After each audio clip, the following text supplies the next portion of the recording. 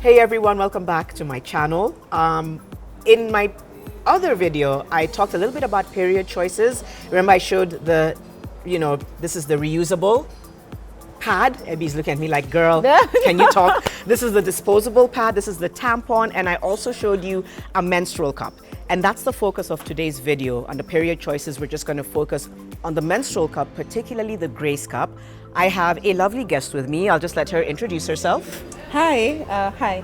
My name is Ebby Weime, and I am the founder of the Grace Cup, which is Kenya's first menstrual cup brand. Amazing. So tell us a little bit about the menstrual cup and just how you came to be aware of it and why it's something you're so passionate about women using. So I started using the cup when I was living in Cape Town. And then I came back home and I was asking some of my friends, like, do you guys know about the cup? Like, this is the one I'm using and blah, blah. And that everyone was like, nope, never heard of it, never heard of it. They're like, it sounds like a good idea, but we've never heard of what a cup is. Right. So before that, I don't know if you've met these ladies or men who stand by mostly malls, and they ask you like to give donations, like a pad bank, like donate a pad and whatever. Yeah. And I used to do that all the time because this is something that I've been thinking about for a long time. Yeah. Then it got to a point where I'm like, hey guys, I can't be doing this every month. Right. Like it's a 50 bob there, it's 100 bob here, it's 1,000. And I'm like, can't we just find a more sustainable way so that you tell me, Ebby, we need X amount of money and this will take care of this girl for this amount of time. Because I'm like, I give you this 50 bob, that's fine. But what about, that's for maybe January and February. What about March, April, May? I mean, this girl is still bleeding. She's going to bleed for the next like 30, 40 years or something. So what are we going to do about it? That's even before I knew about the cup. So I was like, out of principle, I'm going to stop donating because then it's a vicious cycle. I'm just putting a Band-Aid, but I'm not really solving this problem. Yeah. So when I went to SA and then I started using the cup, I was like, oh my God, Yeah. this solves it. Yeah. Like if I go and donate this one cup to this one girl, I'm sure even if it's just one girl, she's sorted for the next 10 years. Right. So I'm like, it's amazing. Was it hard for you to become accustomed to using it, inserting it in your vagina and all of that? Because I know we'll get to that in a bit, but for you, was it just easy to adapt? Yeah. Oh no. Okay. It wasn't. Yeah. People see me using the cup right now and I'm comfortable with it and they just think it was like a fish to water. It was not the case. In fact, the very first time when I read or heard about the cup, I was like, oh, Right. no, Yeah. how does that work? Like, no. But then it had gotten to a point when I was really, really tired of pads. I was just like, you know what, just give it to me. Let me just do it. Yeah. And then I'd already seen lots of videos because the thing is the cup was invented in the 1930s. Yes. So there's a lot of information about it. Yeah. And I keep telling people, even if you don't believe me, then there are so many other sources that you can get this information from. So I went online, I watched videos, I read about it, and I was just like, Ebby, you just need to change your mind about it because it all starts here. Yeah. The moment you've convinced your mind, then you'll be open to anything. So, and then I got the cup the first time, and then I was just like, I followed the instructions and the folding and everything.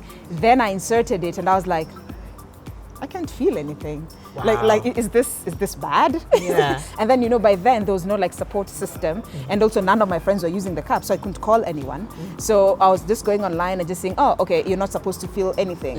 It means you're using it the right way. Yes. You don't feel anything. Yes. So the first 3 cycles I was leaking a bit because I didn't quite know how to use the cup. And then the other thing is it involves insertion. So if you're not very comfortable with your own vagina, then you're doing it, but you're maybe just doing it half-heartedly. I was just gonna say, so I haven't used a cup yet. It's gonna be my first time. I'm basically just waiting on my period this month.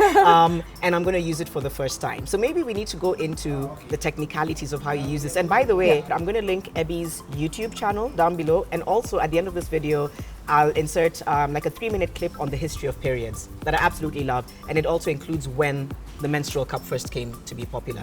So let's get into a little bit of the mechanics of the folding or how you use it. So you have 3 cups here. Explain the difference between what we have here. So these 2 are called the Grace Cup Gold, and this one is called the Grace Cup Economy. So the major difference is place of origin and the material being used. So this is a 5-year cup, the Economy. It's made from platinum grade silicon. It's also made in China. And then this one is called the Grace Cup Gold.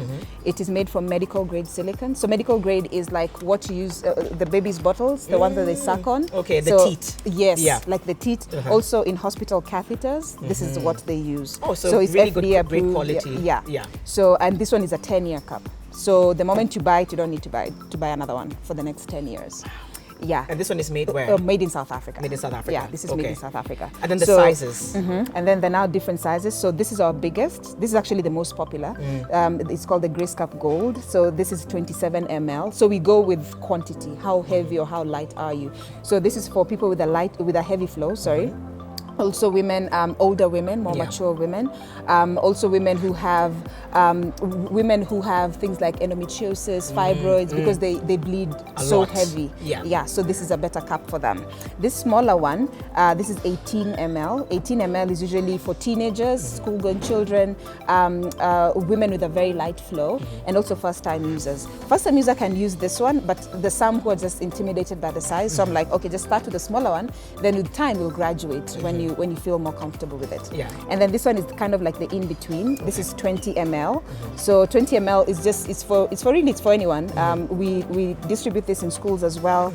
It's sort of in the middle, so it's not too heavy and it's not too light as well. Okay. So how do you use the Grace Cup? Okay. So I will demonstrate with this one, simply because the cup always looks big. I was going to say, this camera. looks pretty big. It's not big. On camera, it always looks big. I'm actually just going with probably maybe people who are just getting accustomed to this, are feeling and thinking, and they're thinking this is big. Yeah. Okay. So. On camera, it always looks big, because every time when someone the delivery is done for the cup, they're like, but will this be enough for my period? Now it looks too small. And before they're like, it looks too big. Okay. I'm like, just use it. Okay. So the about 9 ways of folding it, but the 2 common ones that I usually use, they're the easiest. There's this one is called the punch down fold, where it's just like that, and then you drag it all the way to the end, and then it looks like this. So when it's like this is the part that goes in. But the easiest one that I like teaching everybody, because just straightforward, is it's just flat like that, and then fold it into half. So it's called the C fold, because it forms sort of a letter C. So when it's like that, there are different ways of inserting. Other people prefer squatting, which I also prefer. Others prefer one leg up. There's some who do it while lying on their bed. So there's no wrong way of doing it, as long as it goes in. Yeah. So you squat, and then this is the side that goes in. So it goes, you slide it in like that, you let it go, and then it opens up. Because with the material, it has to open up. Though sometimes it might open, but then maybe there's one side that's not completely open. So it looks sort of like this. So if this happens, then it means leakage will happen, because then it's not completely open. So, and there's no physical way of seeing it. So to safeguard on that, what you do is you pinch the base, just insert your 2 fingers, pinch the base, and then you just rotate it 360. That opens up. Yes, that ensures that all sides are open. If you don't do that, then just put your 1 finger and just run your finger around. And I know even for me, I was like, how can I run my finger around? Will there be space? Trust me, there'll be enough space. That's the thing. I think it's about understanding your vagina, and maybe we need to do a tutorial. Here is a tutorial on the vagina. Yeah, I think we should. Because let me now take it from an amateur who's just trying to understand. So is it going through the same hole where I have sex or where I have a baby, or is it where I pee from? And in that case, people are thinking, but that's already inserting it all the way up, or it's not that. So please explain to those who don't know. The vaginal part that it goes through. So basically, a woman has 3 holes. People think there are 2, but they're actually 3. So there's the back one, there's the anus where you poop from, and then there's the middle one, the pink one, where that's where you have sex. That's where the baby comes from when you're giving birth. Also, that's where you have your period. So that's where you insert the cup. Then just above, just as you're going from the back coming to the front, there's another tiny hole called the urethra, and that's where you pee from. So you're not peeing from your whatever, the vagina, you're peeing from that urethra. And it's because some people say, but when I go pee, sometimes blood comes out. So they're thinking that they're peeing from there. I'm like, no, if you check clearly, they're very close to each other, so it's very easy to miss. It's very easy to miss it, but it's a different hole. So yes, you can pee and you can do everything else while you've inserted the cup. So back to the insertion, you've inserted it, right? As you can notice, it has 4 holes. So these holes are very important. These holes are the ones that when you've inserted it, they create a vacuum, so like a seal, to make sure that no air goes in. Also, if air is not going in, trust me, no leakage is going to happen, because if air can't go in, no liquid can go out. Also, the other thing is that it's important because it also keeps the cup in place. That's why you won't just be walking down Moy Avenue and then your cup just... Yeah, because that's another misconception. Yeah, right. Because of what? So think of the kitchen pump, for example. Right. When you put it on the floor, like you place it on the floor, it's very hard to take it out because it's already formed a seal. And that's the same kind of physics that works with the cup. It forms a seal to make it hard for it to come out. So, and that's why during taking it out, that's why it's very important that you do not pull, this is called a stem. It's important that you do not pull it. You're not pulling it like a tampon, because remember you created a seal. So you need to break this seal when you're taking it out. Okay. And the way to break a seal is, again, squatting position, leg up, whatever. Insert your 2 fingers and then press here, just pinch it. The moment you've pinched it, it automatically breaks the seal. Then and you just pull it yes, out and then you just gently. slide it out, Okay. and then it goes out. So depending on how light or how heavy you are, you can stay with the cup for up to 12 hours. 12 hours, no changing. And I know the No hustle way. of women. I know. So hygiene, some people will argue, oh, there's no access to water, or where I come from, there's no water, what do I do? And if I'm, removing it to check if it's okay and putting it back, where am I going to rinse it? So take us through the hygiene of how to look after your cup. Yeah. Yeah. So in general, how you sterilize the cup Right. after you've taken it out. So you don't sterilize after every period. You sterilize only when the period is over. So in between the period, so say you're here and you want to go change your cup, you just take it out, pour it out in the toilet, rinse it with water, wipe it with tissue or with a wet wipe, and you reinsert. So the sterilization happens with boiling. So that's the best way. The same way you sterilize a baby's bottle, the same way, because it's the same material. Yeah. So you just take your little sufuria, put in some water, boil it. Some people will argue stigma, but that's blood. Is it Yeah. the same sufuria I'm using to cook my ugali? I What do you get that recommend? Do you get a separate? Yeah, definitely. I thought, for me, I just thought that goes without question. But I get that question all the time. They're like, will I use the same sufuria You're for like, my skooma? no. You're like, no, honey. I thought I didn't have to explain that, but it's fine. Okay. You don't have to use that Right, one. okay. So the one that I have in my house, it's actually written, the Grace cup only. Okay. It's written. Yeah. But then I live by myself, so I know no one's going to get it. But when I was with my family, I used to keep it in my wardrobe. And sometimes my friends would come and they're like, what's a sufuria doing in your wardrobe? Then you're like, sit down, let me school you. Let me school you. So is it still okay to, in between, remove it and just rinse it, wipe with tissue and put it back? Is that hygienic enough? Yes, Okay. that's hygienic enough, because you see, we're looking at how infections basically work. Is, say you're using a pad. A pad is warm and is moist. So Biology 101 tells you that's your bacteria, that's why they Right. grow, that's how they multiply. So say you're wearing your pad, let's just assume you touch it with dirty hands and there's some germs there, and you've worn it, you're sitting with it, that's how they're multiplying and that's how they're growing. With the cup, let's assume you've touched it again with dirty hands. You've inserted it and there's the germs on the cup, right? So the material is non-porous, non-absorbent, which simply means that the germs can live on it, but they cannot survive.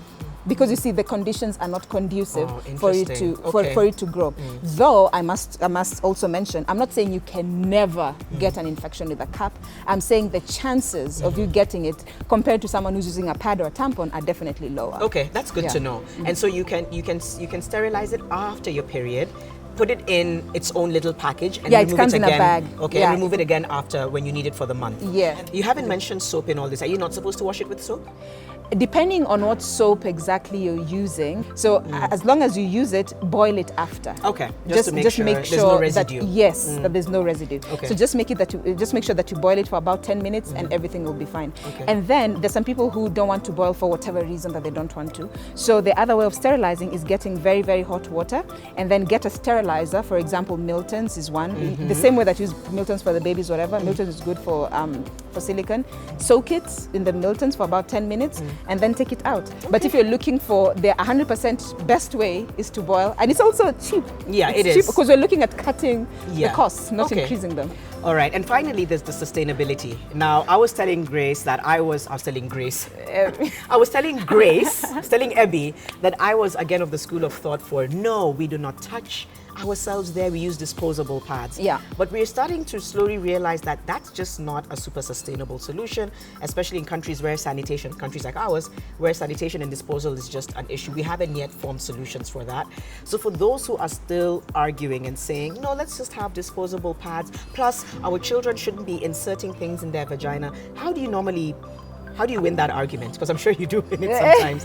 What do you say for that? Okay. Yeah. I don't look at it as winning. I look at it as this way. As women, we have choices in everything. Yeah. When it comes to clothes, we have different kinds of clothes, long, short, medium. When it comes to shoes, different colors, different makes, different handbags, everything. Women love choices. So I want to live in a Kenya where I get into my local supermarket, and when I go there, I see the disposable pad, I see the tampon, I see the washable pad, I see the cup, I see different brands of the cup, I see different colors, different sizes, I see sponges, I see who knows what someone else will come up with. We want choices as women. Let me use all this and then decide, you know what, I think a washable pad works for me. Or you know what, I think I use a cup hand in hand with the pad. So let's give women choices. So I'm not forcing the cup down anybody's throat. If it's not your cup of tea, it's not your cup of tea, and that's fine. What is the cost estimate for a cup? Okay, so this 5-year cup is 1,500 shillings per cup. For 5 years? For 5 years. Okay. And then this other one is 3,000 shillings for 10 years. So there are 4 types of people who cannot use the cup. So one, a woman who's just given birth. You know, there's the postpartum bleeding. Yeah. So you cannot use the cup. And it doesn't matter if it's the natural way or the cesarean way, do not use the cup until your doctor tells you that you've finished the postpartum bleeding. Also, number 2 is a woman who's had an abortion. If you've had an abortion, there's a bit of bleeding afterwards. You also cannot use the cup. Number 3, if you've had any type of surgery, for example, a procedure that they had to go through your vagina. So for example, like I was telling you, I had a few months ago, a piece of my cervix had to be cut so that they can test for cancer. It was negative, thank God. Yeah, you told me about that. Yes, and during that time I could not use the cup, so I was using the washable pad. Okay. And the final type is the person who, if you have any STI or STDs, because again, you're very vulnerable at that point. The vagina basically, it's very, like the sores and all that, so you should not use the cup. But other than that, should be fine. And so it sounds like it's anything to do with excessive bleeding or wounds is where you need to at least talk to the doctor, make sure that you get the go-ahead once you're in the healing process, right? Okay, I think that's where we'll leave it for now. I'm going to link Ebby's YouTube below. She speaks extensively about the Grace Cup, and I cannot wait to try it. I'll actually give it a review on my channel. Great, yeah, good. once I use it, I'll just talk a little bit about my experience. I will have Ebby on speed dial because I'm sure I won't really know what I'm doing. But I'm glad that you've walked me through it, so I'll have an idea. But yeah, let's definitely encourage choices. I'm with you on that one. And so in this series, I'll probably explore, the washable pad and the tampon as well. But let's have the choices out there. Thank you so much. These are available, you said, on delivery, and there's a shop in town, right? Yes, so we have a shop in town on Ronald Street, or shop number S11. It's called RNG Plaza. It's opposite Best Lady. But most people want it to be delivered. So within Nairobi, there's a delivery of 200 bob. And within East Africa as well, we courier everywhere. Last week we had a courier to Rwanda and Uganda. Amazing. So so we courier everywhere. So you can easily get it. Thank you so much for all this information. You're going to say one other thing. One other thing. Yeah. I also work with NGO. So if there's any NGO looking out there, I've gotten a few contacts with them. And so instead of like delivering and giving them disposable pads, this is definitely a way to look at it because it saves money, saves time, saves everything. Okay, awesome. Thank you so much. Thank you guys as always. Please share your feedback down below. I'm sure you have a ton of questions and comments. And if there's anything that I'm unable to answer, remember you can send it over to Ebby's channel, or I'll just give her the questions and she'll answer them. But let's keep this conversation going. I know it's going to take a while for us to get round to having all these options, but let's at least start the conversation and unpack everything. Thank you so much. Please subscribe and share. And I guess I'll see you guys again next time.